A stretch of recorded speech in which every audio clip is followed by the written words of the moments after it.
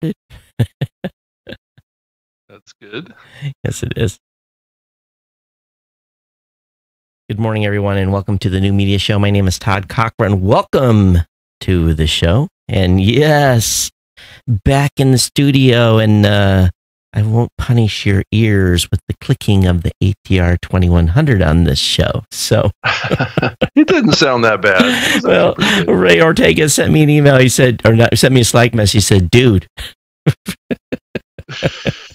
what's going on?" Yeah, said hand holding that mic and yeah. But it's supposed to be it's dynamic. It's not supposed to have that rumble of a condenser. But I apologize in advance. But anyway, hey, good morning, and of course, good morning, Rob. How are you?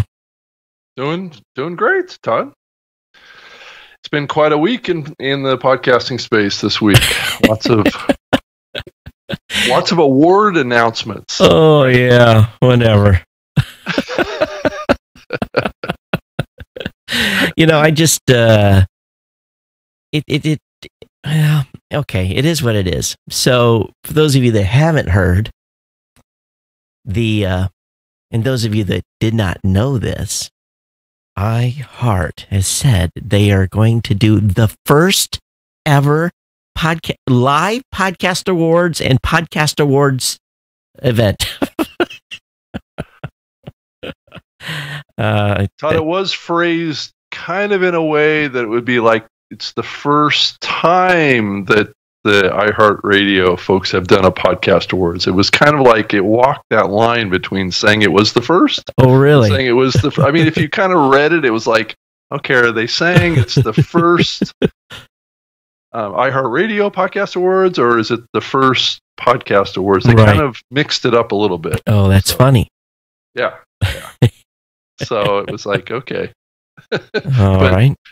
Yeah, I think it's safe to say a lot of folks in the podcasting space have been around for a long time. It was a little bit of a head scratcher. It's like it wasn't really necessary to go there. iHeart could have just said they have a podcast awards, right? Yeah, they're having their podcast awards. Big deal, and play it up about how big it's going to be and how much advertising and publicity that they're bringing to the podcast medium in conjunction to it. That would have been a much more positive story for the company. Right. And you look at the list of shows that have been, well, I don't know how they came up with the list of shows. Did they just say, what are my top 20 shows, and then let's throw some in here just in case?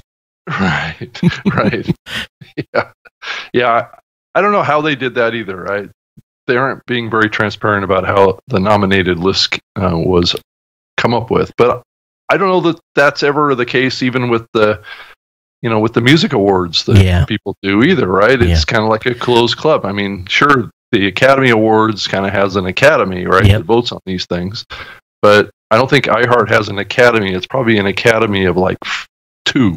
Well, and they said they had this very starstruck group of people that will be voting, yet they said they're going to have live voting. They're going to have people that are going to, so I'm like, okay, what is it? You're going to have this group of people doing voting, or you're going to have live voting? So, but you know what happens during live voting, right? I have plenty of experience in what happens with this. In live voting, the script kiddies get together and they have fun writing scripts to be able to vote and vote and vote and vote and vote and vote. So I am sure there is a certain group that said, look at this, go, how can we twist this in our favor? Of course, if none of their shows part of their group are even nominated, they may not even bother. But I would say so. Yeah. But yes. So anyway, in the morning to everyone. Good morning. Welcome to the show. And it's just another day in podcasting where I think I titled the show today, Radio Attitude Towards Podcasting. And there's been a couple of articles recently too that, well, there was one that basically said the adults are here. Yeah, right.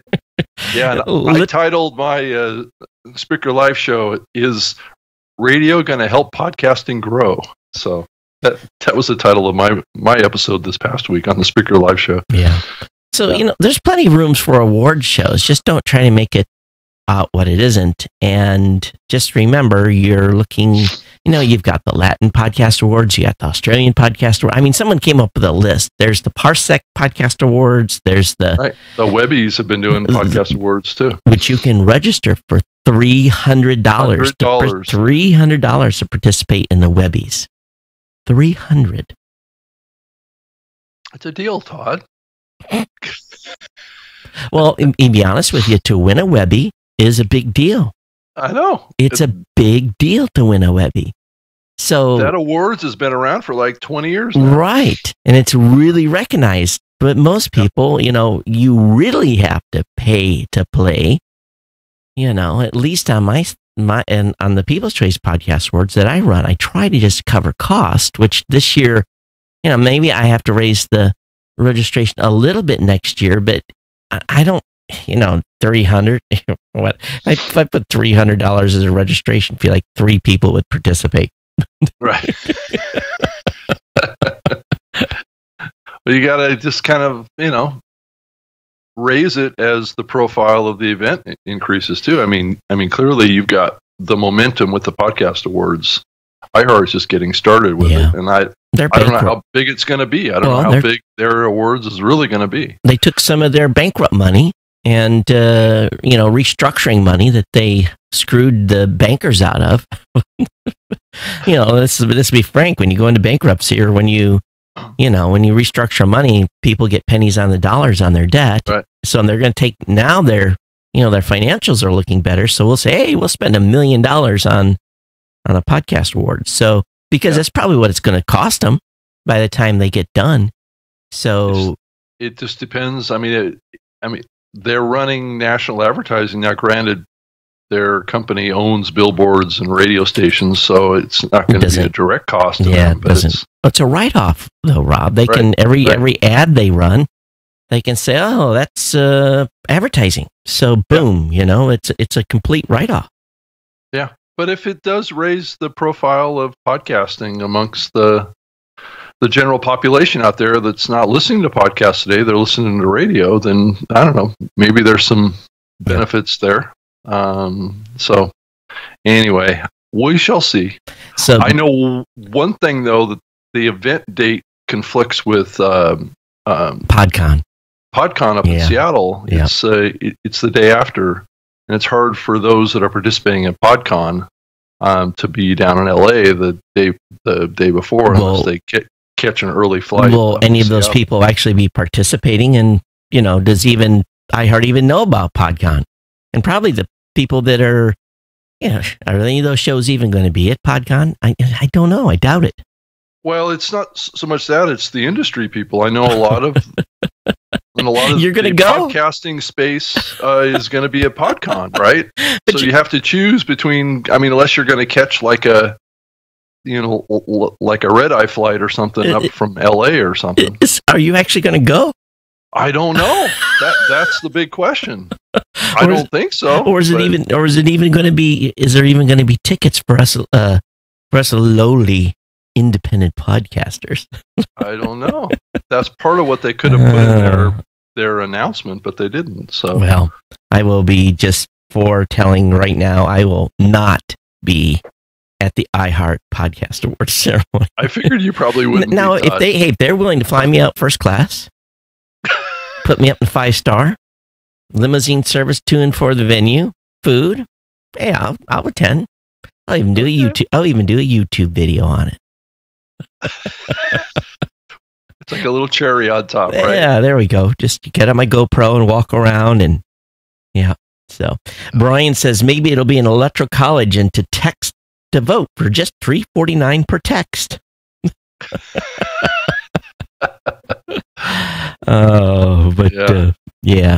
So like American Idol or something. Yeah. Right? So everyone in the chat room, Eileen, hello. Timothy, hello. Everyone, make sure you say hi. And I am monitoring the YouTube chat as well. So say hello there. If you're watching on Twitter, make sure you retweet. We're live. I do appreciate that, or we appreciate that. But Yeah, other than that, I'll be honest, Rob, I got back, and have I even been back a week? It's, when you can't remember well, I've got coffee in my hand, so I know what I'm having for breakfast right now. I'm the same way. But, I'm just completely lost on what's going on. I think I flew back on Sunday, and I think I had the worst case of jet lag. I didn't get over it till really maybe yesterday. I normally, like 2 days, I'm right back. I must have got myself completely out of sync. But no, it's just been a nuts week. It's just like anything else. It's one thing after the other. And then Friday. So every podcast hosting company uses a third party. None of us do our own credit card processing. We do, right, but we have to use a company to do that. Yeah. And we had transitioned to a new processor last year, but we got some of the folks still on the legacy or on the older system. When their credit cards come due, they'll re-enter their credit cards or whatever, and they'll update and they'll be on the new transaction host. So, that you see that line moving, you see the new processor coming up and the old processor going down. And, right. So Friday morning, I'm walking here at 4:45 and I got my coffee and I click on the link and I've got like an extraordinary number of emails.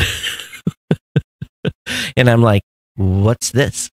And I'm clicking failure to process credit card, failure to process, failure. And I'm like, what's going on? So, of course, the dev team was already on it. They're 6 hours ahead of me. And,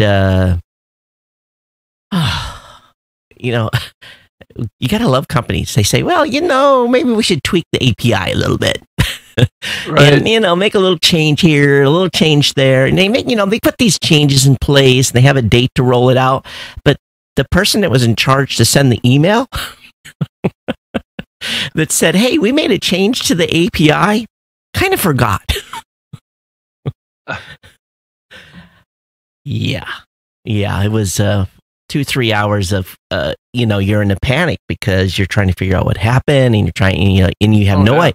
And the API documentation's not up to date. And, from the changes they made, and you're like, you're calling and people are going, I don't know. And finally, it probably ceases your account creation process too, doesn't it? It does. So, it does. Yeah. Well, actually not, because we transitioned to this new system. So the only people that are on the old was renewals. Oh, I see. Yeah. But if it had been on the other system, same deal. So I was hair and fire, pissed. And Barry Kantz, our CFO, he went looking for names on LinkedIn, of all things. And he said, oh, this CEO of this company went to the same college I did. And not really, Barry was at a college as an adjunct or something, and a vice president or whatever his title was. So we sent him a little LinkedIn message. Holy cow. That worked. It was immediately like 15 minutes later, and which CEO you think of a big company would read their LinkedIn messages, but apparently this individual did, and we got help right away.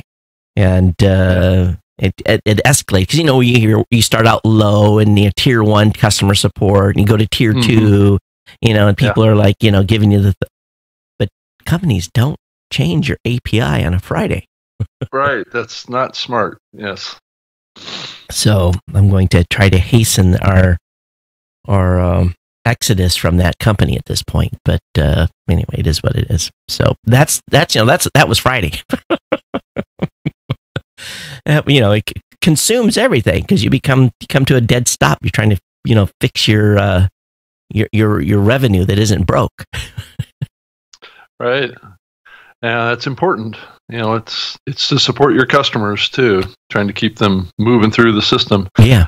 I know it was a week of, speaking of, coming waves of changes. I think we're starting to see the beginnings of some changes that are happening in the medium that I don't know if we can entirely talk about, Todd. I don't know. Oh, you're being very cryptic. I know I am. I'm sorry for that. And it's about Spotify. Right. I hate to say that word, but so well, I guess I can probably say one thing is that they, up to this point, our stats API has been on the 30-second measurement window, I think. Yeah, on the 30-second measurement window, and we just got the new API changing it to 60. Changing it to 60, but we have to make changes, and they're making updates to their API stats. So, and they, it's very lovely how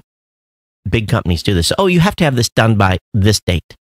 Instead of just saying, we'll migrate you in, now I have to just tell the devs, here's the project that was the priority.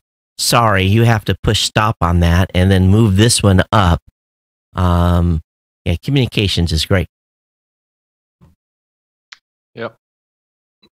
And then another change that potentially is coming is good, but I really can't talk about it. Yeah. You probably shouldn't anyway until it's done. Yeah. Until it's done. Yeah. So I mean, it's all good news. Yeah, it's good. I mean, it's really a direction that all of the platforms should be doing.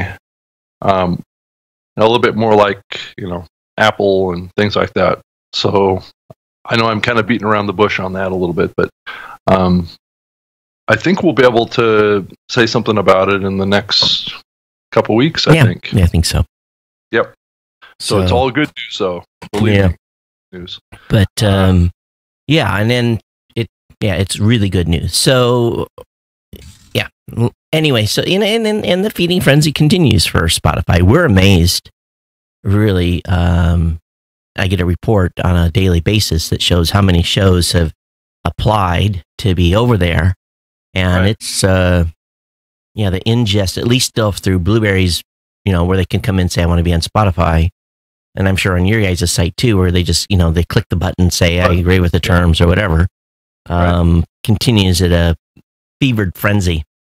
I mean, one other thing that they do that is probably would be good for podcasters to know about is that they do have a process where they associate their submission to a particular platform. Yeah. Which I'm not, I've given Spotify feedback on this saying that that's probably not the best way to do it. And then now they've got a public submission process too. So we are seeing some podcasters getting a little confused here, and that they'll submit their show through our system using our feed. And if they have like their own self-hosted feed, right, that they'll go in and submit that self-hosted feed to Spotify too.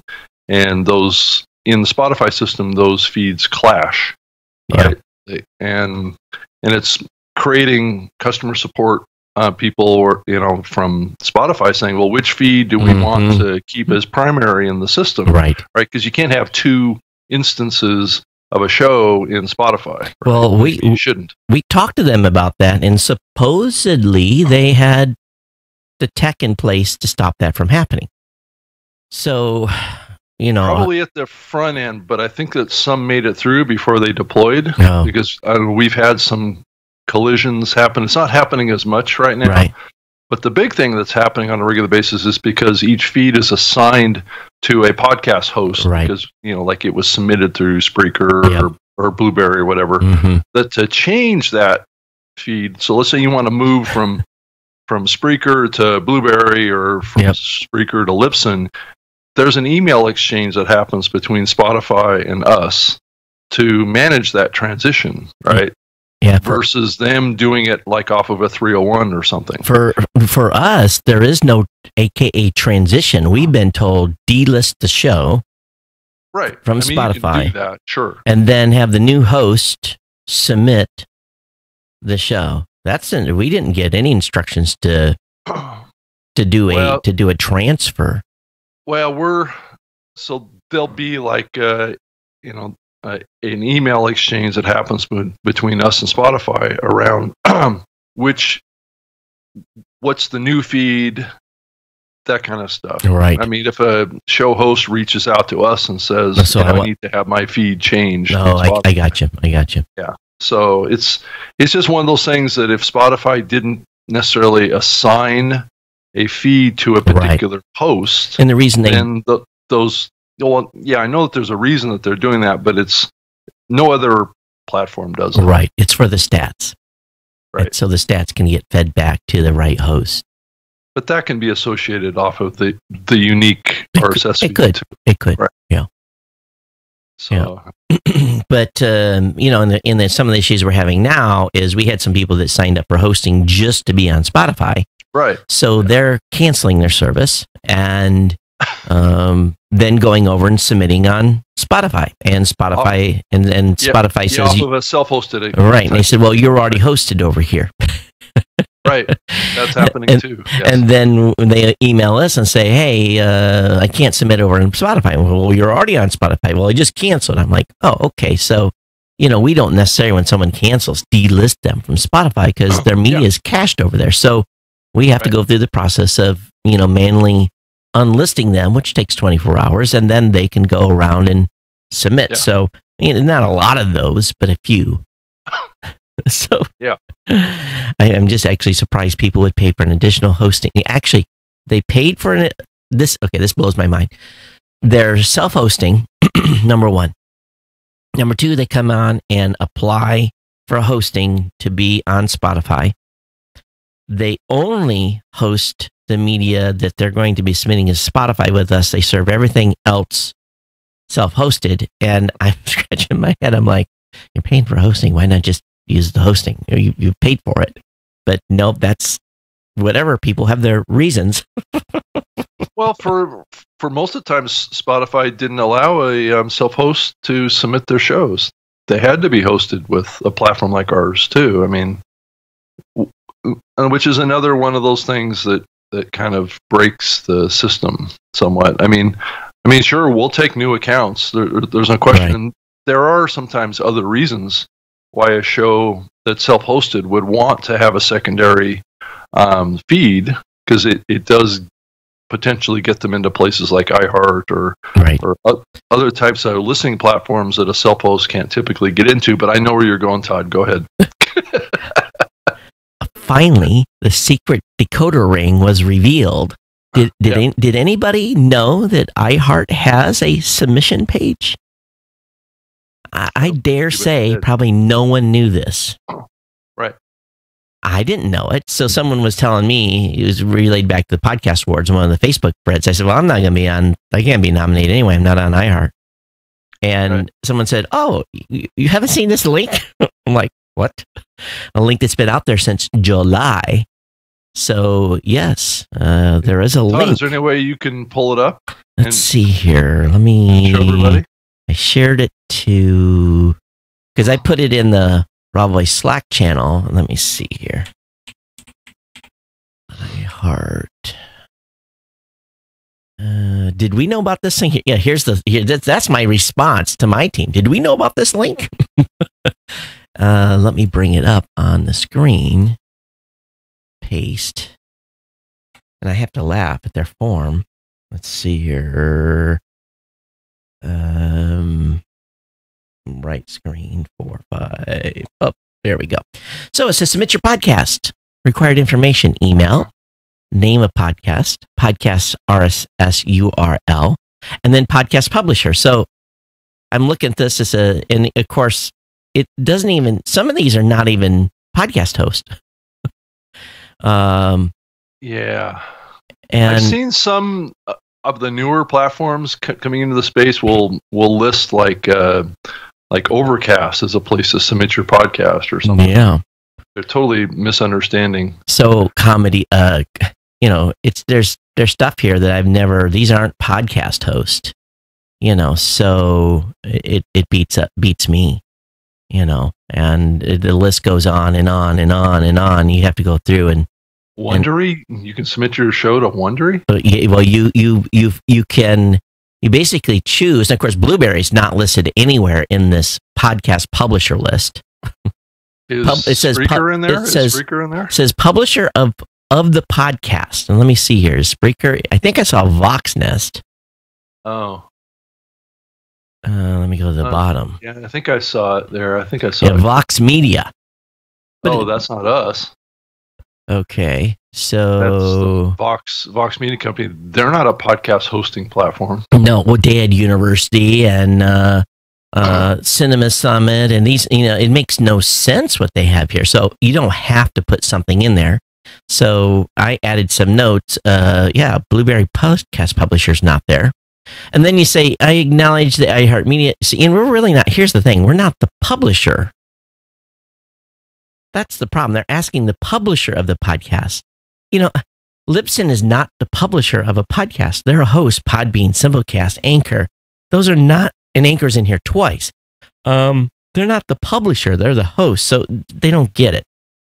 I acknowledge that iHeartMedia does not guarantee my submitted content will be used or published, and I agree that my submitted content may be removed at any time without any notice. Next, terms of service. I acknowledge that my submitted content is subject to iHeartMedia terms of use found here. Click, to which I agree to be bound, also subject to DMCA. And I certify under penalty of perjury that the information from this subject is true and accurate, and I am an individual noted, and I am authorized to act on behalf of this podcast named above, blah, blah, blah, blah, blah. So, anyway, this form was created on July 2nd, 2008. For those of you who want to know where it's at why do companies still do this? www.iheart.com/content/submit-your-podcast. So that list of podcast publishers. Oh, I see. Okay, I just found it myself. Yeah. So, well, probably what they're doing here is they're confusing the concept of a podcast network with a podcast host. Right. So, because a lot of these, it says you're a podcast publisher. Yep. Publisher of the podcast, How Stuff Works, Crooked Media. Those are networks, right, of shows. Yeah. Not podcast hosting platforms. So what they're catering to is if shows are from, SB Nation or Wondery or whatever, you can identify yourself as a show that's from one of those networks, right? Now, so, and I guess that's what they're doing here. I guess the shows, and I don't know if Geek News Center's on iHeart through you guys or through but they don't even have the latest episode. I'm already beyond that. I'm at 1321, so they haven't even updated the listing for my show on iHeart. So let's see what we have for New Media Show. Yeah, it's probably listed there twice, probably because it's part of the Spreaker Live Show feed. It's not even. I can't even find it. Maybe the New Media Show. Let's see if they got it listed as that. No, New Media Show is not even found on iHeart. So we're not even over there with this show. Oh, yeah, I see Spreaker's listed twice in here. Well, I'm just, I'm looking at their library trying to find, let's see if I can find the one that I just sent, Podcast Legends. Let's see if they listed that. Is it on here? No. Nope. Nothing. So, some of the stuff I've submitted, let's try another one here. Gadget Professor. And they're trying to get me to sign up for iHeart. Yes, it's not even coming up in the search. So who knows, Yeah. But it is what it is. And then they list Stitcher in here as a podcast publisher. Well, I guess that makes sense now since Stitcher's the parent company. Yeah. So anyway, iHeart, you can submit. Good luck. It's probably just like that black hole on how Spotify was for years. How about submitting over there? Yeah, iHeart is caching, so no stats from them. goes into. Well, yeah. Well, we get stats off of iHeart. Well, what? Yeah, it's only plays. It's only plays is all it is. There's no downloads. Right. So, Tom, hello. Greg, hello. But hey, I guess I can tease. I really can't tease because it'll give it away. Well, let's just put it this way. I'm expecting very exciting things in the February timeframe for the entire podcasting space. Very, very exciting things. Well, I do know something that's happening in that time frame. Oh, you do? What do you know? Well, I probably can't say. So we both have secrets we can't share. That's funny. Well, it's kind of there's certain NDAs that keep things from happening. Oh, so right? so that means who's left? Not what's the name of the company that is not yet the streaming company that's not yet part of the podcast party? I think it's a big one in the U.S.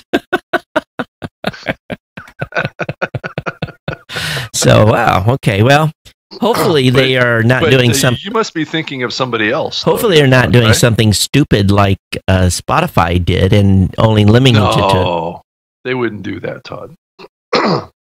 They're far too smart for that.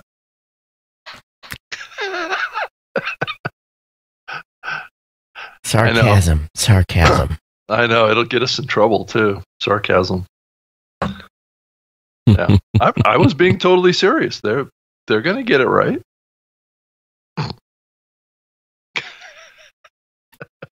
I'm watching Rob's expression. Anyone who watch the video can do so as well. We have to be careful. We're going to get Rob fired. No, I mean, this big music streaming platform is, will be great for podcasting in the U.S. Well, we'll see. Yeah. And it is curious though on the looking at stats. It's really truly. And I would love, maybe what I need to start doing is asking some shows to send me their demographic survey because certain shows definitely have a certain appeal on certain platforms, right. And it definitely is a bit of an eye opener from that standpoint. That some shows do really rock it on Spotify and some don't. But I think it would be, if we dig through and actually get the demographics of those shows, I would be willing to bet that the shows that are rocking it on Spotify have their shows are a little bit more younger focused. I would just bet on it. Yeah, Eileen says, why is podcasting so secretive? Does everything have to be a surprise? I mean, what's the reason for all these NDAs? I'm going to tell you everyone that you talk to in the radio space, they don't talk to you unless you're under NDA. They will not, they won't forward a conversation because they don't want their marketing plans spilled to the world through a show like this. Right. They don't want they don't want me to say that the Acme podcast company is launching on Tuesday. They want to have their own PR strategy. They want to have their own, their own rollout, and they're, these big companies, that are doing billions and sometimes millions and billions of dollars in business. They have, their marketing department makes any podcasting company in the United States look like, they've got massive offices, and teams. So they put you under NDA under threat of life and limb in your wallet to not talk about it. Right. And it's very unusual that these things get enforced anyway, truth be told. So, but it's more just, applying some respect to other people's wishes is kind of what it is all about. Yeah. Todd, did we get a chance to talk? Maybe we did around the the Australian radio company deciding that they were going to put a podcast working group together? I don't know if we talked. Did we talk about that last week? Oh my God! Those of you in the chat room, did we talk about that last week? I can't remember if we talked about that. Yeah. It's a radio group down in Australia that decided that they were going to put their own metric standard working group together and come up with a podcast metric standard. Yeah. Well, let's reinvent the wheel again. I'm just, if anybody down in Australia is listening to this, and if you have any influence on the podcasting space, Mr. Cridlin, he's also given feedback on this. I guess that the IAB down in Australia has accepted the IAB V2 specs down there. And, some of the more significant podcast hosting platforms are kind of on board with that. This is just like a rogue radio group that works with a couple of podcast publishers like Acast and Podcast One, and does kind of some of the ad sales for some of these companies, thinking that they need to come up with their own metric standard because the podcast space doesn't have any metric standards. The common denominator there's Podcast One. And right. Yeah. Right. So anyway, I think we kind of created a little bit of this was like a week and a half ago, something like this. This came up. And we had a little bit of a Twitter stream going on. Yeah. And hopefully that group heard the feedback and heard, because I think it was, I believe that James ran an article in his newsletter about it. Yeah. So anyway. We don't need to reinvent the wheel. I just spent literally 4 painful months. It was like 4 years coming up with the spec. Well, I just spent 4 painful months with the audit team. Are you done yet? Are you done with it? Or? Okay, so here's the short end of this answer. Okay. Yes and no. Yes, that I am going to. We're expecting something soon, but there's another piece that will probably come 30 to 60 days later, and largely because we've learned some things, and we have to put in place. Well, what we have to put in place is for the redirect customers, we have to put in some additional terms that they have to agree to. And we have to do some auditing site by site for redirect customers only. And the reason for that is that if it's very, very simple. If a redirect customer is not following the rules and doing any preloading or pre-caching of HTML5, it can jack the numbers. And so we have to make sure that they are not preloading. And it's usually very easy to see because all of a sudden you have this extraordinary amount of web browser traffic, and it really kind of sticks out like a sore thumb. But that's what we have to do. We've got to put some additional stuff in place, and we've done some extensive A/B testing, and they've got a real good handle on. I think no one else has this data. PodTrack, maybe they've got their own information, but because us and PodTrack, I think there's a third company that's doing redirect now too. But all our hosting customers are going to be being processed on raw log files, and those that are on redirect will stay on redirect, but they're going to have to agree to these new terms for certification, and we got to get that in place on our side. And the team has looked at the data. They're satisfied with the, I guess, a better word, controls we're having. Everything about this is more, the code piece of the audit was the most simple thing. That to me was, the 40 hours we spent going through line by line by line by line of code was the easy part of this certification. The hard part was all the auditing we have to put in place to make sure that we get all the logs. If we miss a log, we get a report that we've missed a log. I mean, all this like ancillary stuff to make sure that once it goes into the hopper, once it gets fed into the software code, that's not a big piece. That's the easy part of the certification. It's all the other stuff. And so I think that most companies are going to be like, that's where they're going to be like, oh, we got to put this in place. We have to put auditing for logs. We have to, that'll be the challenge a lot of companies are going. That was what we had a challenge with because, well, what do we do for ESPN? We log into their server every day. We download the media, Right. If ESPN says, hey, looks like we're missing a little bit of data on the 22nd, we go back and we say, oh, yeah, something didn't feed. Can you talk to your CDN? No. Now we get the notice that says, hey, something happened on 22nd. We're missing 3 hours of ESPN's log data. So all that had to be put in place as part of this audit process. And I'll be curious to see how this document is written when the certification comes out. So it will probably be 30, 60 days to get all the stuff in place for the redirect customers, but the hosting customers may be good on day one. We hope. So I would imagine that they probably they're going to use your process as a example. Oh yeah, I hope of what's involved in doing this and all the steps. I mean, you're the first as far as you know, right? There's one other, and we think both of us are done because they wanted some specific data by a specific date. Because I think, again, they're not saying because they can't tell us.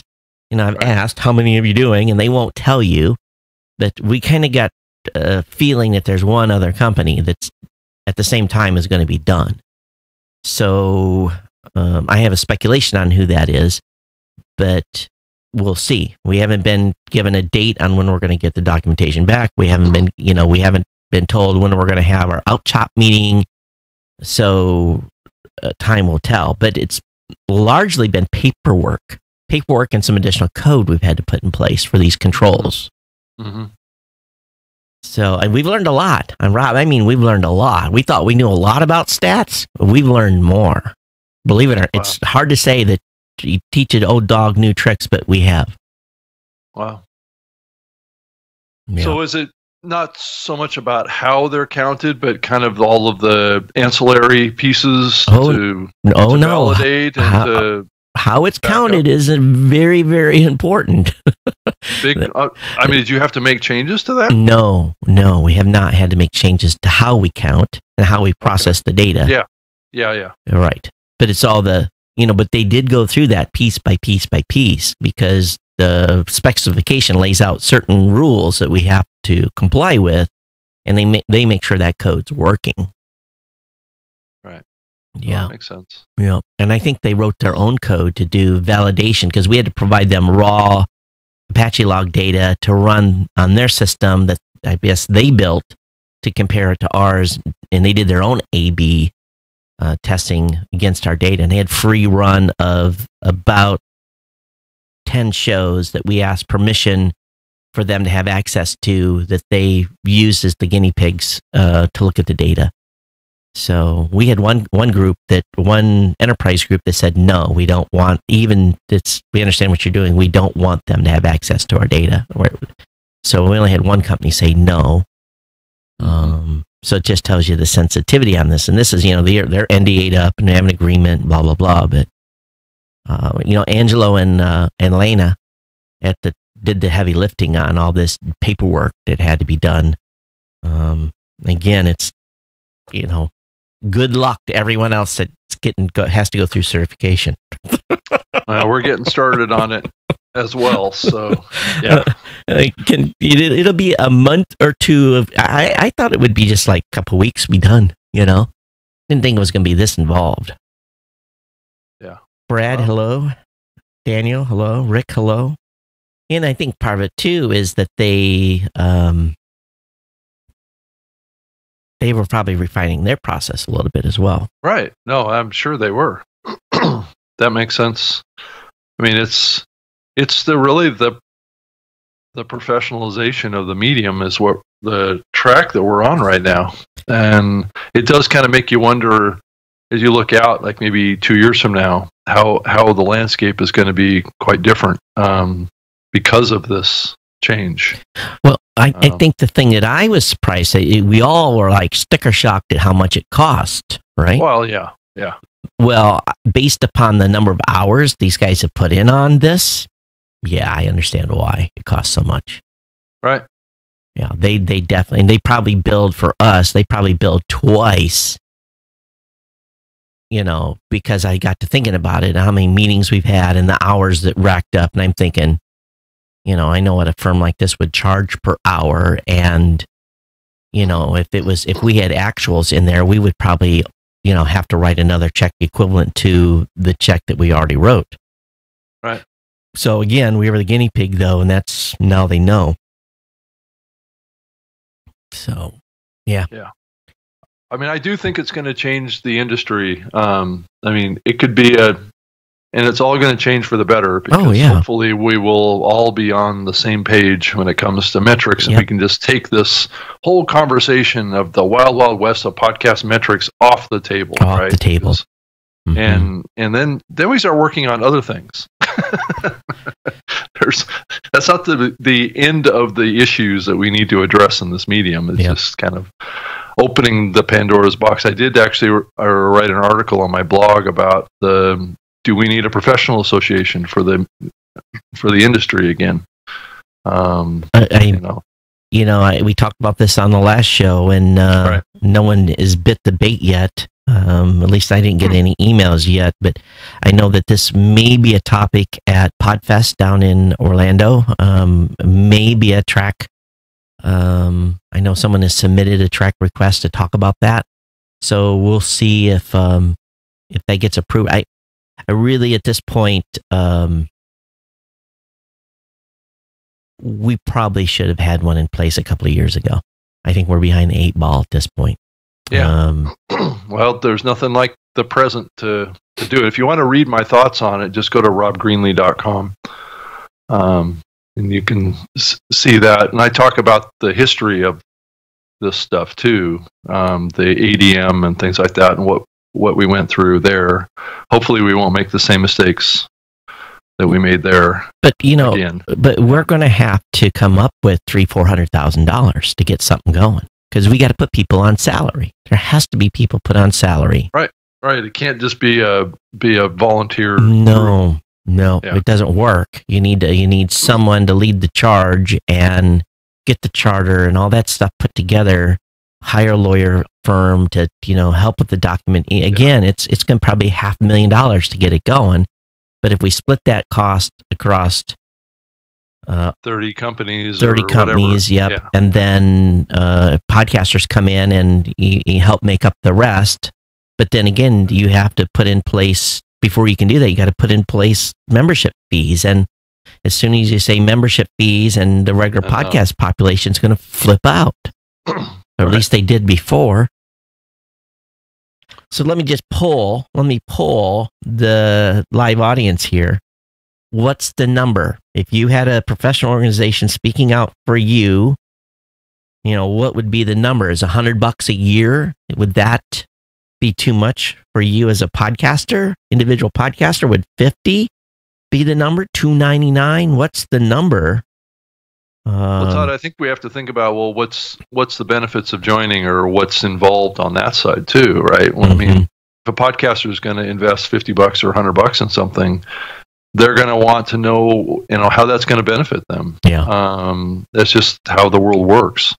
And that's what, as a group, we need to come up with is the purpose of this. What is the purpose of this organization? Is it to market podcasting, to build audiences? Then I think podcasters will invest in that. If it's just an organization to support the big companies in the space, I don't know that they're going to. Mm-hmm. So, it needs to be an organization that's going to have hierarchies, but it needs to be flat in how it thinks about itself. True. Where there's value driven to all levels of podcasters, not just the biggest companies. And I think that's going to be a little bit of a struggle for the organization. Because I can envision, like an iHeart and these bigger media companies coming into the association and wanting to kind of dominate it. And I think we just have to develop processes that doesn't really let that happen, right? But then that may be limiting the involvement of these bigger companies too, which may be what we need to do. I don't know. I mean, it just needs to be an organization that's kind of more flat than hierarchical. It's going to create people with resentments. I look at the AMA, and that's for amateur folks that fly drones and remote control airplanes and stuff like that. Right. I think it's $80 a year for that. But they have people that are in Congress and working with the FAA, and they're actively trying to get legislation put through. So I know how the money's being spent. In YouTube, the Sound Off podcast comment was scale the price proportional to downloads. Well, then we have to have each of the companies do certification of a podcaster's downloads. I don't know if that's the answer, but maybe. Going back to something Brett in YouTube said, and this goes back to our stats conversation, could you create a consortium to build the stats engine and get that certified? Then you can focus on USPS and save costs. No, these companies everyone's done their own thing. That idea has left the barn. And if you look at Brett, at what we've done, we've literally spent millions of dollars in IP, or maybe not millions, hundreds of thousands of dollars in IP to build a stats system that we're not just going to throw that off and on the shelf and go with a consortium. It doesn't make any sense to do that at this point. Not from a competitive standpoint. In a perfect world, it sounds great. Mm-hmm. Anyway, let's go back to Mike says ARRL, NRA, AOPA. These all are groups that have models where people pay. The EFF is on a donation model. I just don't think you get there with a donation model for something like this getting off the ground. No, probably not. And I think you have to have a set, because, again, the EFF is founded, they're set up, they've got a huge national, worldwide brand recognition. With a podcaster association, you're going to have to, you have to work with groups like the IAB. You're going to have to, that person has to be the voice for podcasters, has to help, again, if stuff comes up on the Hill where we need to have our voices heard, and,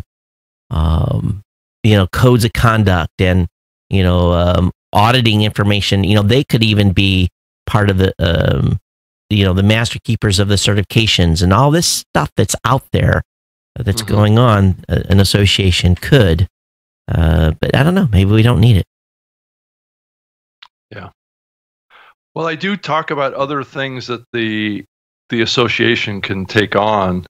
And then also just, I hate to throw this, what's the name of the association? Because that's going to be an important piece of how inclusive it is, right?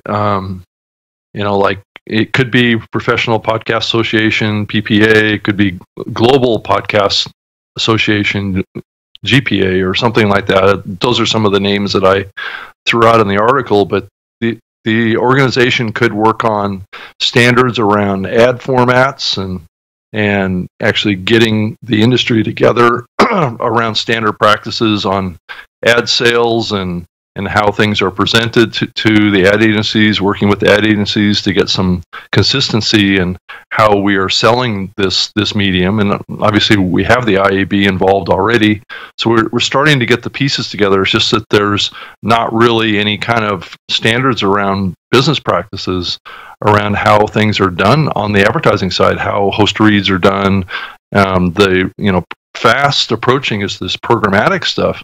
And there's going to need to be some standards on how we do things in order to have consistency across the industry and consistency around, how this is done, so we can drive the most ROI to the advertisers. Right.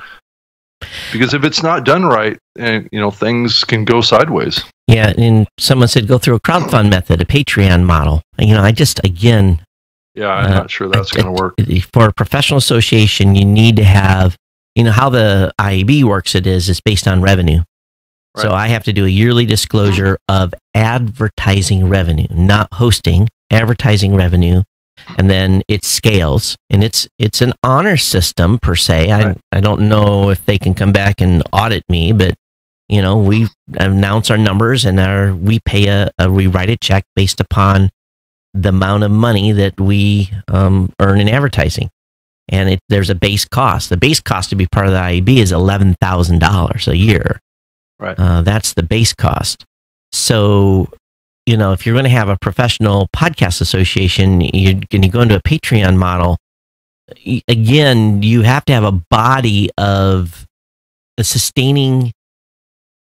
So we're going to ask someone, or someone's going to step up and commit to be the dude or the gal that is going to form this thing. And they're going to have resources. Right. And I can't understate that enough. They're going to have resources to do this. You can't, because what happened with the ADM, I don't know if we had dues, did we? I don't believe so.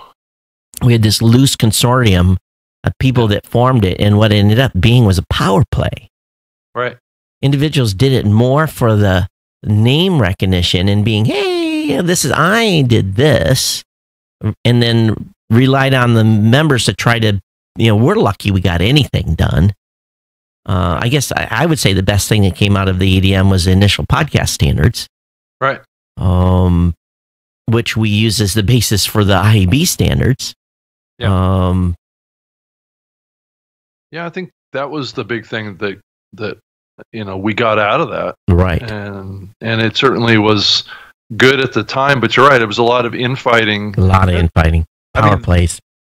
I mean, there was things that are being decided behind closed doors, and people were feeling left out, and it just wasn't something that was being done at a professional level. It was, and I think back then, people recognized in this medium that there was a huge economic opportunity here, and a lot of people, even in the 2008 timeframe, were seeing the writing on the wall. I mean, it was the opportunities that we're seeing today in the medium were felt and thought back then. I mean, going back a long ways. Mm-hmm. But let's be honest, this medium did not start out as a commercially oriented medium. No.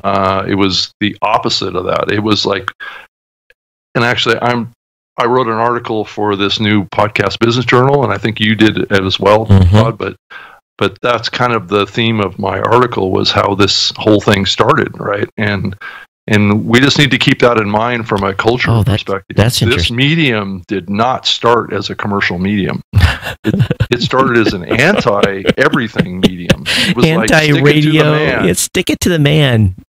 Right. That's what this medium was built on. And right? I wish some of that attitude would come back. Yeah. And I mean, all you have to do is look at what Adam Curry did back then. And, he was the big fan, or the fanning of that flame, right?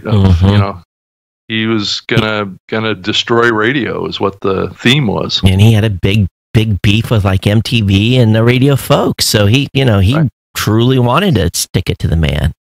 Right. And you could hear it in his show that he did every week. He was literally sticking it to the man. I think it was writing a missile up there. Right. He's got some great ditty bumpers that he plays even now in No Agenda, but it's like when he was doing the daily source code, it was just like, it's like, double barrel middle fingers. There was no agenda there at all, Tom. No. So things kind of settled down a little bit on that. So I think we're beyond that era now. Yeah. That's the culture of this medium, and I think big companies need to realize that when they come into this medium and because I do think that there is an undercurrent that still exists around that in this medium still today. Most of the people listen to this show. Right. I hope. Yeah. I think we all welcome the corporate folks, but I sure wish they would just take a moment, if nothing else, just to acknowledge, where this has come from, and, we're not asking for validation. We're just, there's a lot of pioneers that spent a lot of time helping build this media. So, and then you come in and make comments like, I'll be honest with you, that one article where they talk about the adults have arrived, it really pissed me off. I don't, it's one of those things where, you read something like that and the first thing out of your mouth is, F you. Right. In all fairness, it's like, who are you? So yes, us children are being our adult parents. Big money isn't everything, right? No. And it certainly has not been everything to this medium. We're on this show, we're non-commercial. I know lots of shows out there are not doing advertising because they just don't believe it for their audiences, and they're not doing it for monetary reasons. So no, they're doing that still exists today. They're doing it to get together with their friends, hang out, talk, share a passion about a topic. Yeah. Right. Or build a reputation for themselves, or support a consulting service, or support some other business. It doesn't have to come directly. The revenue doesn't have to come directly from the podcast. If 90% of the shows were getting advertising dollars that are not, I think there would be more discussions around this. But 90% of shows get no advertising. Right. So they could care less about it. Their audiences aren't big enough to make a difference. Right, and I know that over the years... I shouldn't make a difference. Let me rephrase that, because that's going to get me some feedback. It's not big enough to, dollar-wise, to make a difference. Excuse me. Right. But there has been an undercurrent going back to, I would say it probably started in 2007 or so, where, the podcast consultants came out of the woodwork, right? And everybody was trying to figure out a way to, deploy, donation models or whatever, so they could quit their day jobs. People wanted to do this full time, and that's kind of this is the culture of this medium. People wanted to quit their full time jobs so they could podcast full time and earn some income from it. Right? That's kind of where this started. Right? This desire to make money from your podcast. And it came from the independent side. Well, Rob, the number of consultants giving bad ideas is starting to tick up again. We're starting to see more of it that comes through, and you and I are on a Slack channel that we're laughing a lot about some of the advice people are getting, and just banging our head against the wall, like, I can't believe this person said this or that, and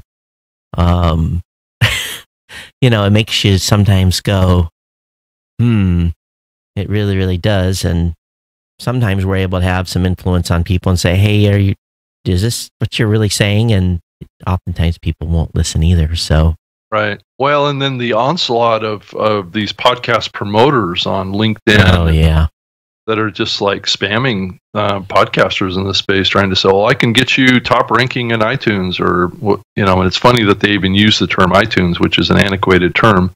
And if you look at the background of these people, they have no background in podcasting. They have no background or experience in anything, really. They're just people that are tapping into a revenue share opportunity is what they are. So anyway, we've digressed a little bit on that side.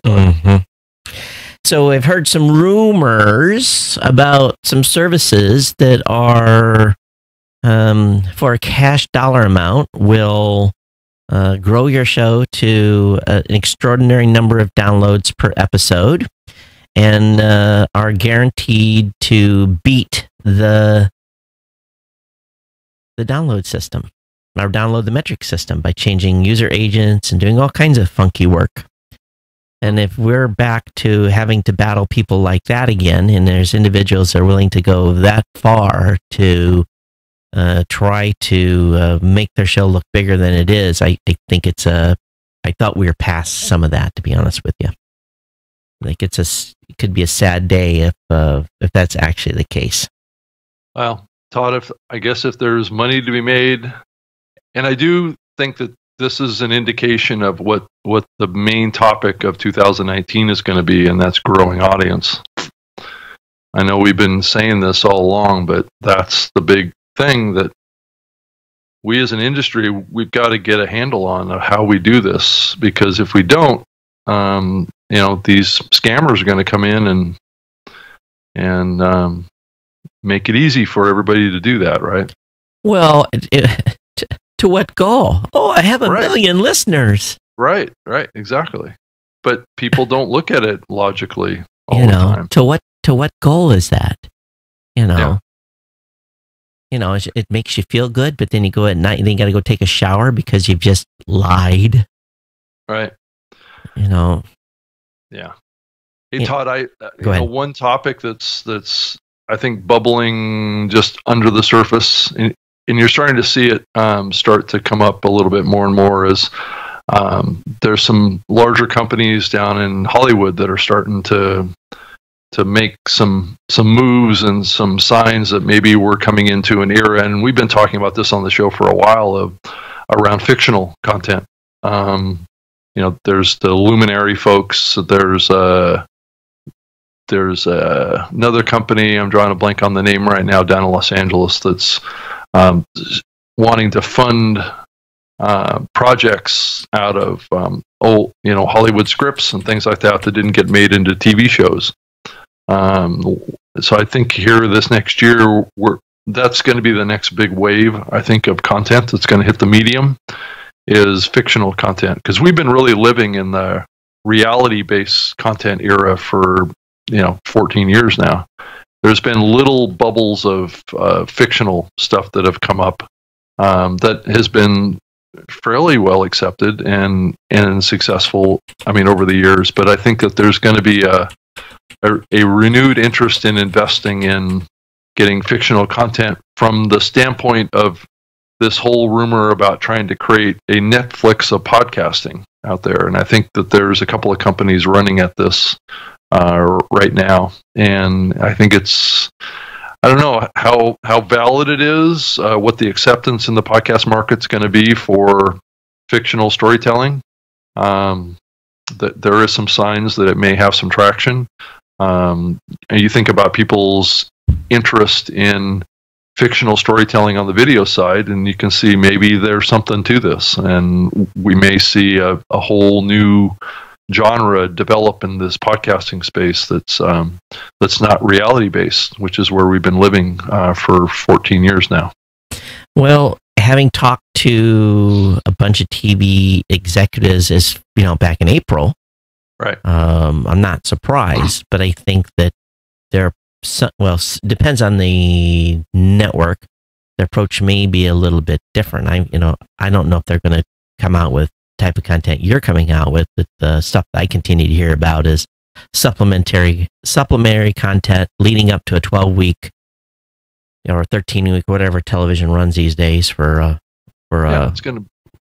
it's going to blend those worlds together. Right? Yeah, I agree with you. They're going to promote prior, and they're going to have an after story after, and I think that will be very, very exciting if they actually put budget to it and do it, and actually use the actual actors as the characters in those episodes. And if they do that, I think that's a big winner. Winner, chicken dinner. I think people eat it up. Yeah, I think I remember the other company name that I was going to mention, and I think it was the Endeavor Media folks, I think down in Los Angeles. They're also working on that type of are they working with big companies that are like Cinemax, HBO, those types, or are they doing their own dealio? They're being a little bit coy about it right now.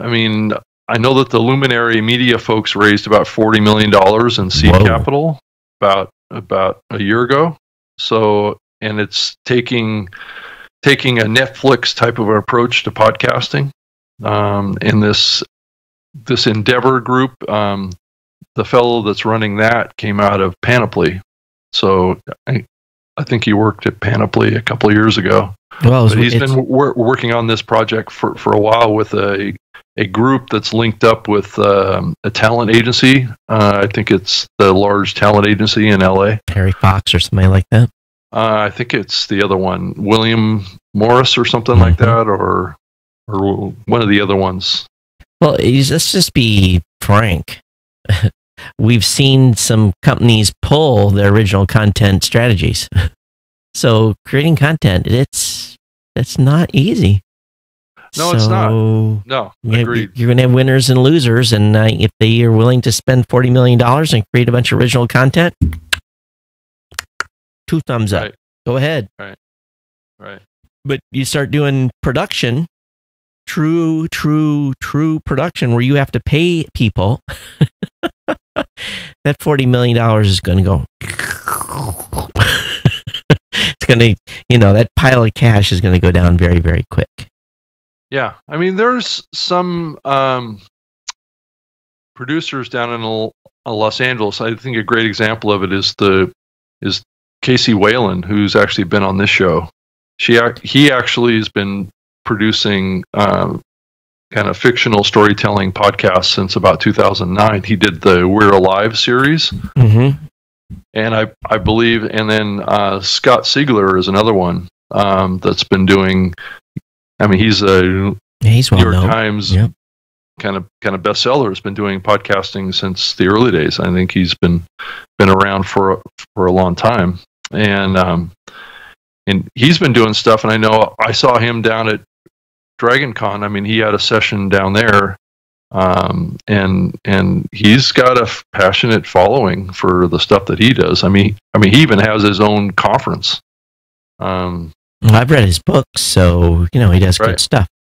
Right. So he's got a passionate fan following out there. So these are just kind of leading edge examples of what I'm talking about. That we're seeing the bubbling up of some of these newer companies that haven't really seen the light of day quite yet, because they're still trying to figure this whole thing out.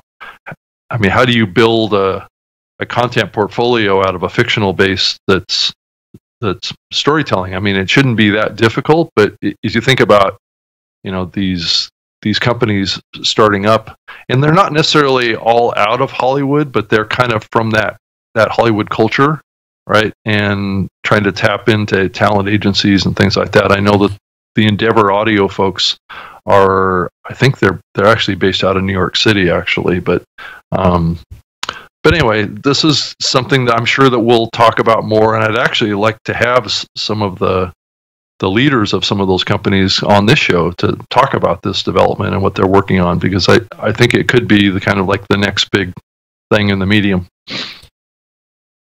Well, hits are hard to come by. They are. Right. Yeah, they are. So I guess we'll see. We'll see what happens. Well, I was just looking here on. I had it loaded. Maybe I need to look at the page again. I was looking at Pod News a little bit, and there was so much stuff that came out of Australia. That was what kind of dominated the news almost here for the last week or so, and but just a lot of one thing I know that James has been doing is highlighting a bunch of podcasts as well in his newsletter. If you guys aren't signed up to podnews.net, make sure you do. It's a daily Monday through Friday newsletter that gets a lot of little scoops. He's doing real good on that. Yep. But I'm just looking through this list. I'm just seeing Limetown. I'm talking about see an article on an 11-year-old math genius who's hosting a podcast, and so there's lots of cool content coming out. I think there's so much that we can't consume it all, that's for sure. But I don't know, Rob, on this audience growth thing, I don't know if you hear that from podcasters a lot. I don't get that as a something that hits our inbox a lot, with podcasters saying, I need to build my audience, I can't build my audience. I don't. That just doesn't come into our support line, and maybe I just don't hear that. So it's kind of interesting that you continue to get hammered by podcasters asking you how to build their audience.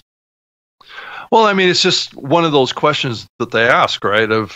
Some people are wanting to just grow their audiences, and what they're finding is that it's not growing as fast as they would like it to. I think this is just a common theme that's been in the medium for a long time, and I guess maybe I'm kind of in a position out there, kind of on the front lines, maybe on people giving feedback like that. Mm-hmm. I don't know why. It's just been that way for a while.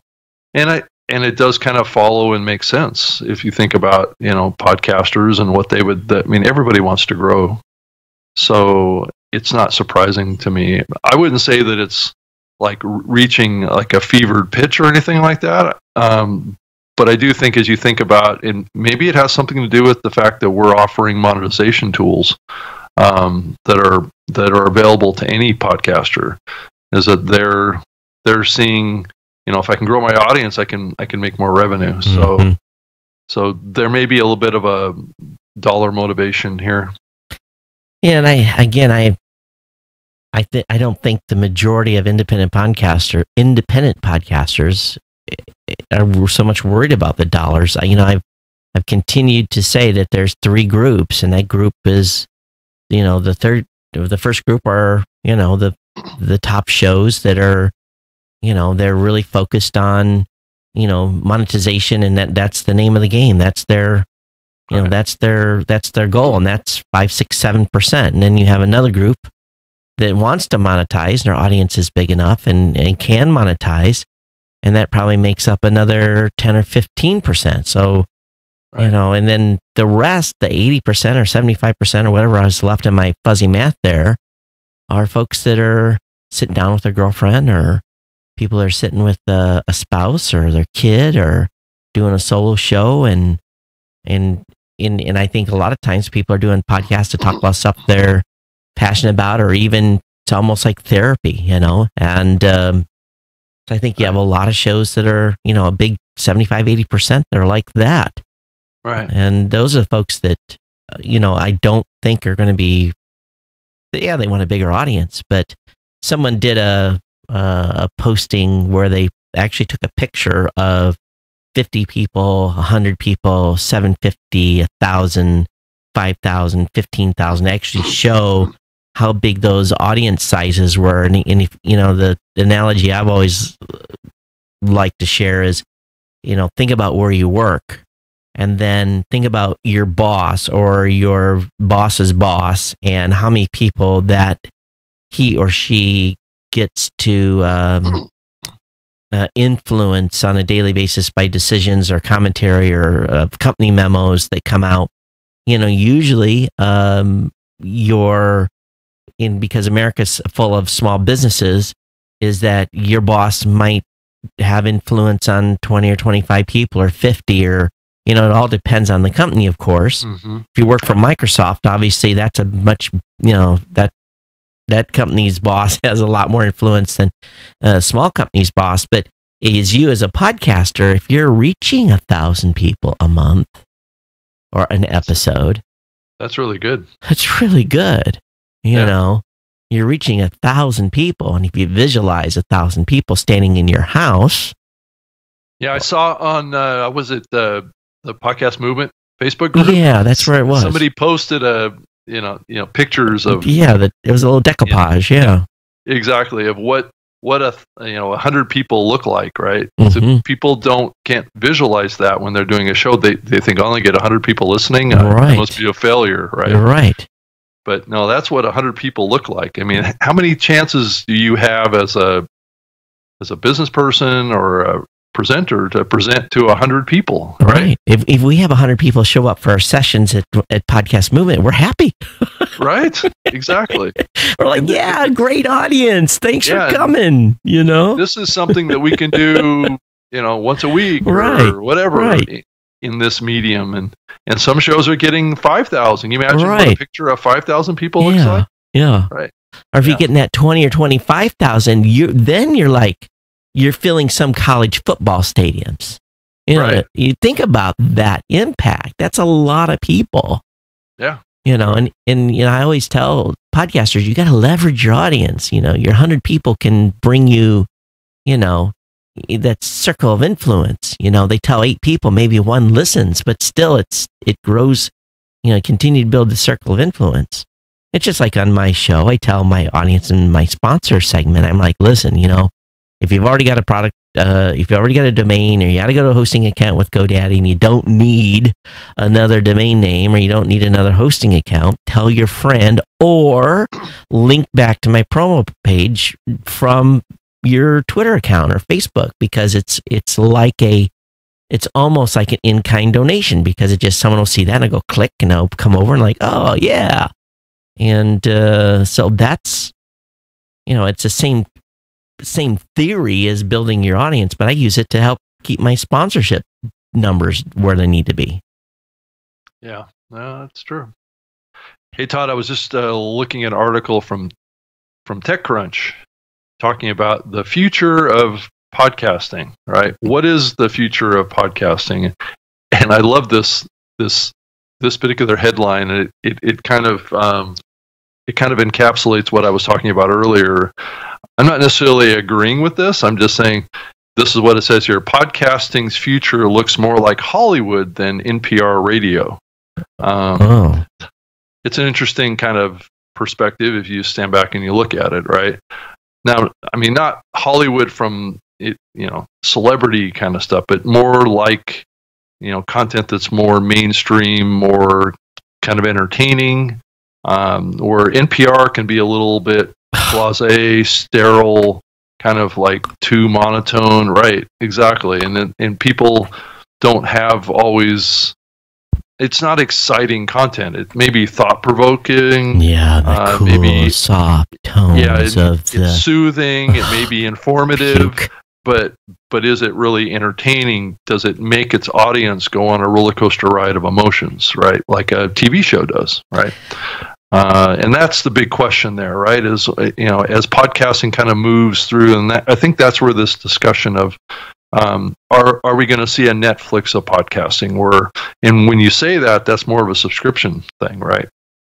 So it's not the free ad-supported stuff. It would be like a paid model. Probably a little closer analogy to what Audible is, would be the analogy. But I do pull back and say, well, why do we need a Netflix of podcasting? We have Audible. Hasn't Audible played that role? Right? So. Oh, Rob, please. Audible does podcasting? I know, exactly. Okay. Well, I mean, really, at the end of the day, right? Can you really have a Netflix of podcasting when everything is behind a firewall? Well, I don't know. We'll see. Good luck with that. Right. Because podcasting is an open RSS-based distribution method. I continued to say this, and people that sometimes will send me email when I make this comment, but I truly don't understand why people listen to NPR, to their content. To me, it's the most boring, monotone. It's, I want to sound like NPR. Really? Good luck with that. Go ahead and match. And, there was probably a time that I thought, I'd like to have my show sound like NPR. But as I started sampling NPR content, I just like, it's so soothing, Todd. You want to get put to sleep. The vision that comes into my head, and I'm sorry if this makes you mad, or anyone mad, but back 20 plus years ago when I was in the Navy, I flew a team across the country, and we landed in Washington, D.C., and one of the guys on the team, his folks lived in Georgetown, and he says, well, it's a big, beautiful house. You can come there and we can just hang out. We don't have to go to a hotel. Bad decision. So we went to this place, and it's one of these, and if you live like this and you like this style, it's cool. But it was like this, you walk in and you're like, do I dare even sit down? Do I dare touch? Do I eat actually on their dining table, or do I go into the kitchen and eat on the counter? It was one of those types of like really renowned, stately, probably had a cigar room or whatever. So in my head, anytime I hear NPR, I think about that home in Georgetown and someone sitting, smoking a cigar and listening and to NPR content. It just Right. That's the vision I have of an NPR listener. It's probably completely wrong, but that's what goes through my head, and it is as whacked out as it is. Yeah. Yeah, I think a lot of people listen to NPR in their car when they're driving into work, and then they listen in their kitchens or whatever, probably on their Amazon smart speakers. Well, I just see the stately person, who's involved in politics, and he's been to a $100,000 steak dinner done by the local whoever. Sorry, I'm not an NPR fan. If you guys haven't figured that out already, I can tell, Todd. Yeah. So Rick says NPR is like listening to a golf tournament on the radio.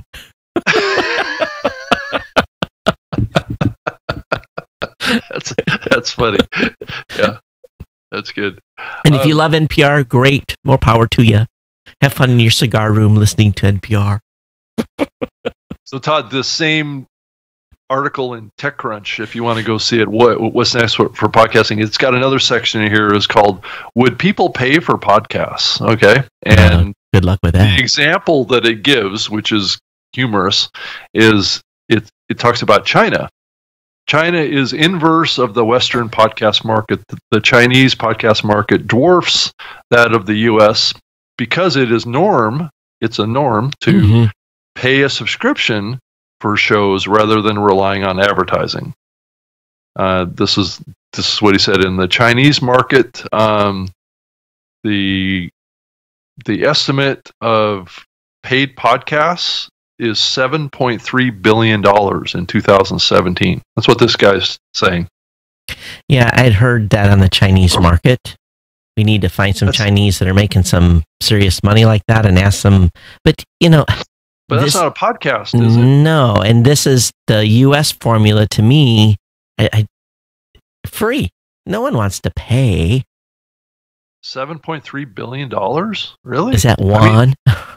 I mean, I understand that the Chinese culture is very strong around education. And from what I understand, what we're talking about here is this is an educational content. Well, if that's the case, people are willing to pay for it. Well, right? They're fanatical about it. Right. They make their kids study to the point of dying. Yeah, right. Literally. Right. And that's to be frank. And that's why it's all about passing a test. They have to pass a test. And I won't get into Chinese culture, but, the big part of their non-creativity is because they've been so structured to studying and memorizing. That's why they're masters at IP theft. Duplication. Right? Duplication. Right. That's the key word. And that's their education system. Trains their brains that way. And you can't untrain that. Yeah. So this writer is correlating the success in China with the story around, well, we know consumers in the West are willing to pay subscriptions for film and TV for ad-free streaming music. Well, then why not for podcasts? Right. I'm not sure that there's really a connection here between what's going on in China and what's going on here in the U.S. There's very, very few shows in the space right now that have had success on a monetization scale of being paid content. There's some, right.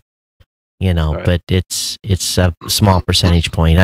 I continue to be amazed episode after episode.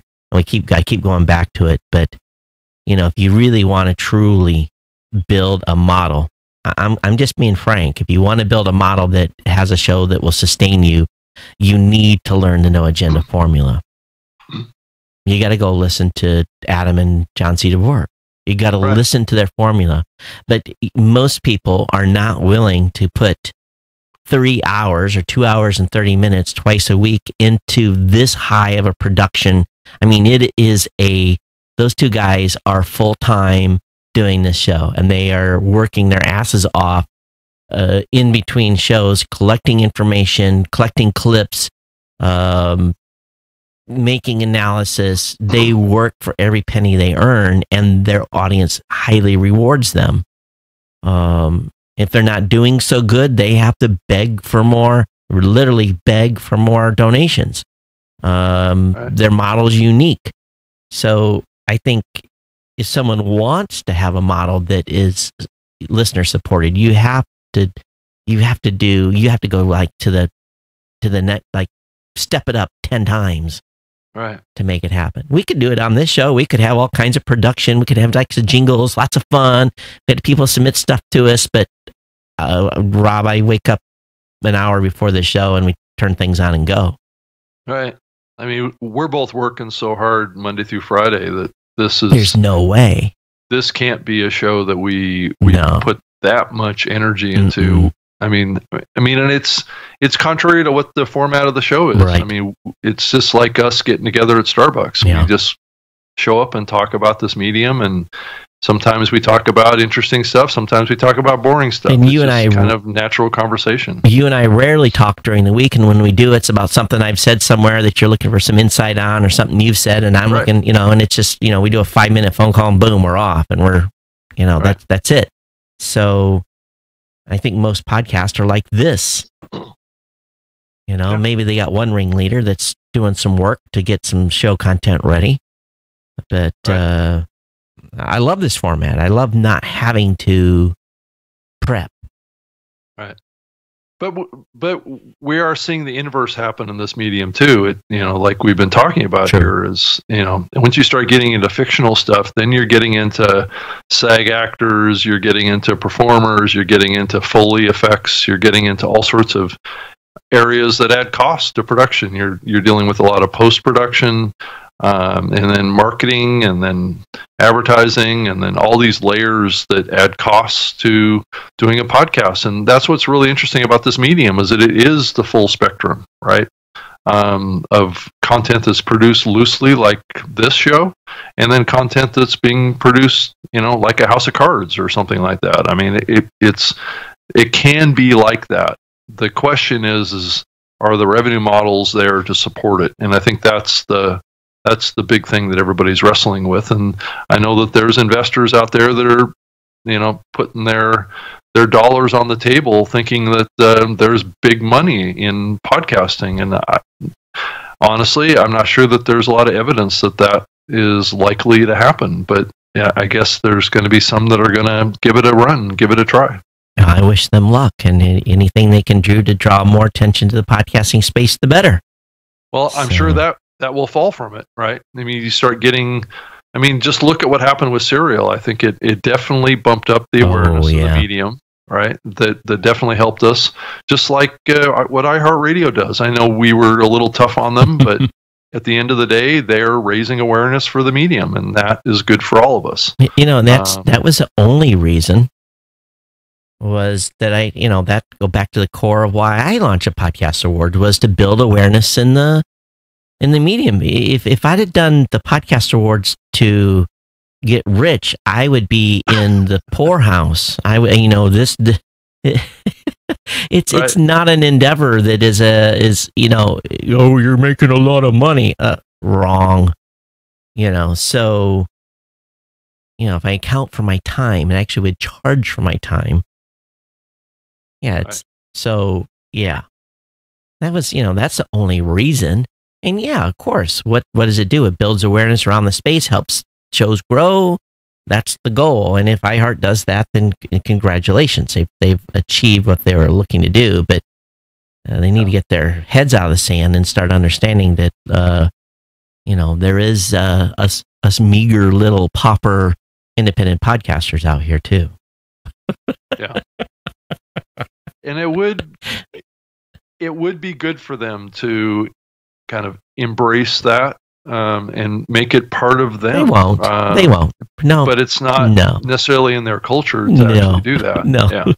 They don't know how to do that. Yeah. They're trying to figure out why they got such a visceral negative reaction, and it wasn't even fed. I said nothing for for a day or so. Yeah, I didn't say that much either. I was just saying there was definitely an opportunity there that was missed. Yeah. If they would have they would have asked a few people in the space that understands the culture of the medium, and put out a little olive branch on that side. Culture. We have culture, Rob, of the space. Yeah, it's a pretty significant culture, and it's complex too. We need to protect the culture. It's not an easy one for somebody new coming in to understand, No, because there is a 15-year history here. we've been podcasting for 15 years. 14 to 15 years, Todd. I'm 14 plus at this point. Right. Yeah. So I've been doing a lot of this way before even podcasting started. So there is a culture here. And just like on the music side, music has culture too. So it's the same kind of thing. So for the listeners, is culture important in the podcasting space? Personally, I think it is what is the podcasting space. What makes the podcasting space unique is the culture. Right. And that translates into the kind of content that's produced, how it's monetized, how people in the industry perceive themselves, and how they evaluate things that happen in the medium. Yeah, it's through that lens or that filter. I still truly think it's we need to go back to stick it to the man type of mantra, and get our pitchforks out and go from there. Yeah. Burn it down. Well, podcasting killed the radio star, right? That could be a little consistent with what's happening much more broadly in this country too. So actually, what it is, Rob, is the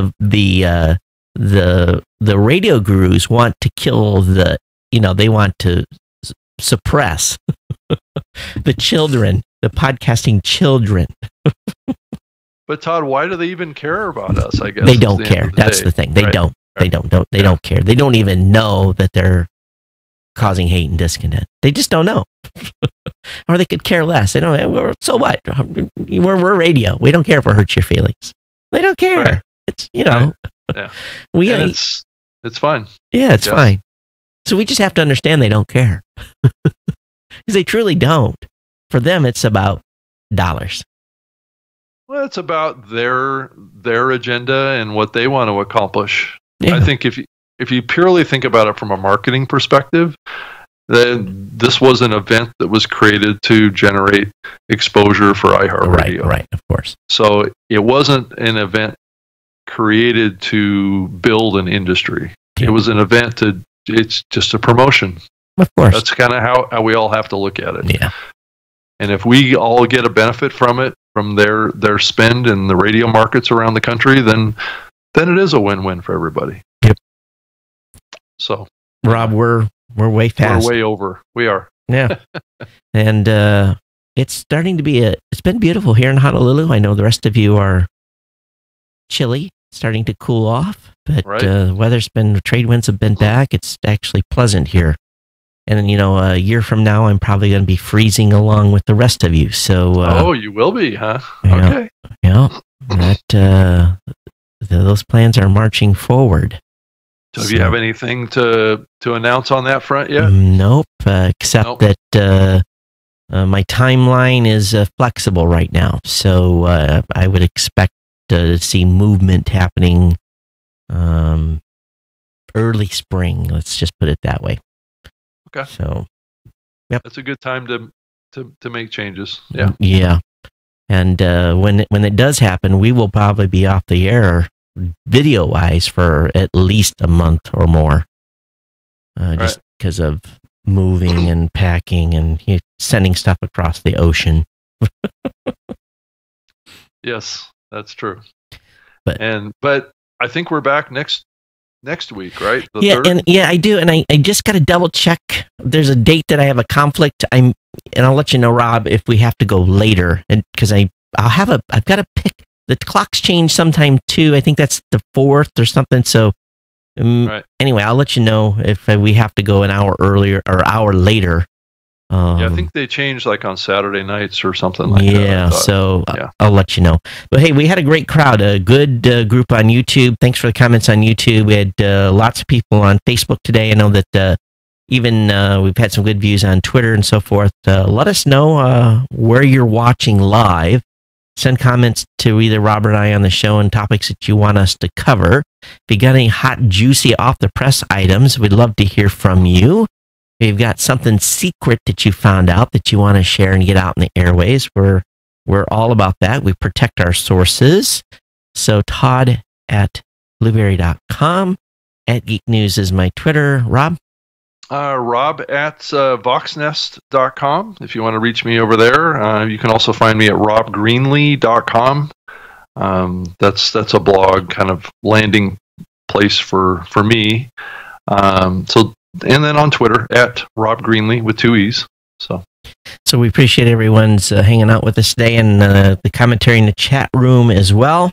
So Tim, thanks, Rick, all you that were on, Eileen, everyone that was on the live chat, we definitely appreciate you. All right, we'll see you next week. Everyone, take care. Okay, bye. Bye.